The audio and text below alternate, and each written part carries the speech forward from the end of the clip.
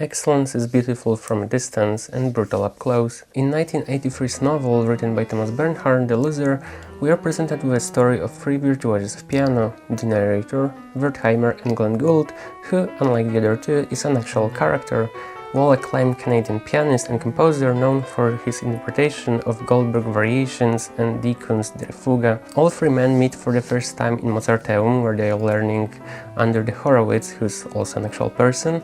And that's the actual moment where the whole story falls apart, because both the narrator and Wertheimer realizes that they met a genius and they will never be as good as him, and it destroys them both in very similar and yet visually different ways.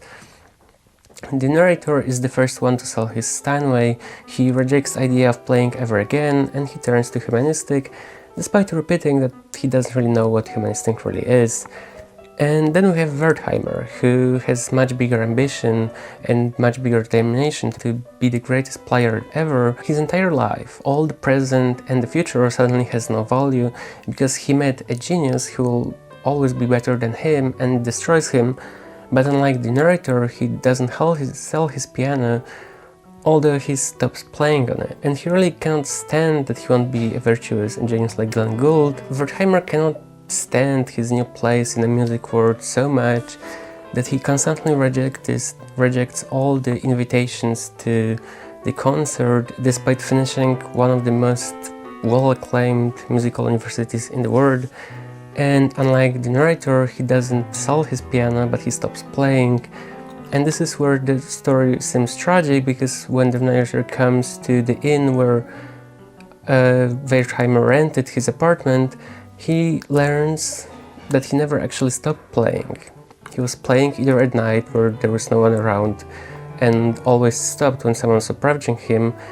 And from the opinion of people who are listening to him or heard his music, they were always stating that he sounded awful, like someone who has never played before or touched the piano for the first time. And meeting a genius like Glenn Gould completely destroys him, and destroyed him from that very first moment, because when they met, Glenn Gould straight away called Wertheimer a loser, recognizing that he is a loser in his entire artistic and life pursuits, which is both tragic because Glenn Gould, despite his mastery, doesn't really escape this tragic fate that's waiting upon him. He's tired of all the concerts that he's playing. He privately despised the idea of playing in front of the crowds, and at some point he just stops. He's in Argentina, where he lives a fairly isolated life without the music. And although as we readers don't know very much about Glenn Gould, because the story is told through the eyes of the narrator, who just loves Glenn Gould because he sees him as actual genius. And only that, he sees this determination and he has all this admiration for him, but he doesn't really see an actual person. So this is tragic, because we know that Glenn Gould led fairly isolated and tragic life himself, because although he committed his life to something he loved, he ended up not loving doing it at all. Despite playing in front of a crowd, he was fairly unhappy. So depending on the angle we look at Thomas Bernhard's story, the darkness is inevitable. And I don't think this story is about ambition that we know of, so this good, positive force that drives people into greatness far beyond the capabilities of other people, or slipping away if they don't reach their goal. But I think it's about ambition of much worse kind, this kind of ambition that doesn't really have anything to do with the subject, but the whole life philosophy.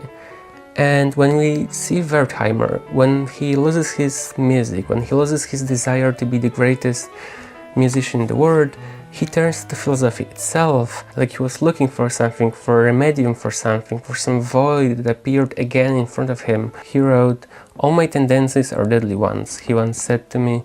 "Everything in me has a deadly tendency to it. It is my genes," as Wertheimer said. I thought, he always read books that were obsessed with suicide, with disease and death. I thought while standing in the inn, books that described human misery, the hopeless, meaningless, senseless world in which everything is always devastating and deadly. That's why he especially loved Dostoevsky and all his disciples, Russian literature in general, because it actually is a deadly literature, but also the depressing French philosophers. Recently, at least in Europe, there has been a premiere of a fantastic movie, Marty Supreme, in which a young table player tries to achieve his biggest dream of being the greatest young table tennis player in the world. And the whole movie is just a great showcase of determination and ambition that is both inspiring and devastating.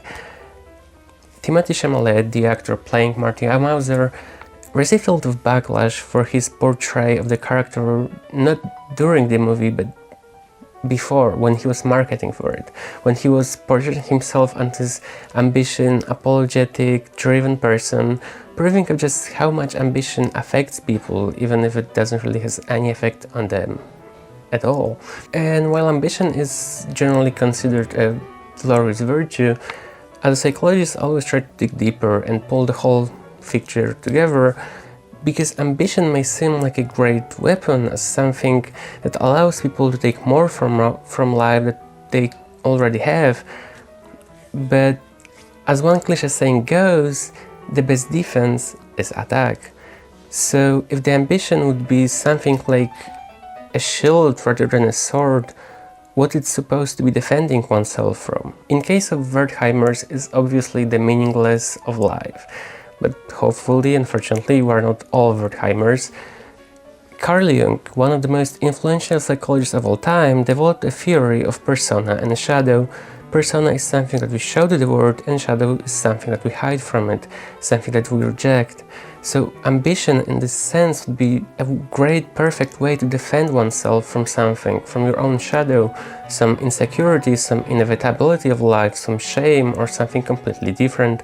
Because it's much easier to show strength than a weakness. And I'm not saying that ambition and its core is bad. I think as a willingness to work towards your goal, as a curiosity about the world and the people, and as novel-like structure of progressing through life, is truly a fantastic trait.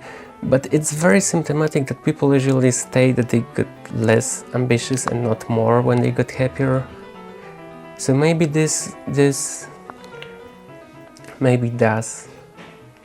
Maybe thus, if ambition is something like a shield rather than a sword, it would be a shield against unhappiness, or in Jungian words, a way of suppressing some deep, unresolved, unconscious and rejected need or thing in our life. Thomas Bernhard writes, "The loser proceeds to narrate the same story he tells in virtually every one of his plays and novels, a story of frustrated ambition and incestuous love, suicide and generally grotesque absurdity of existence."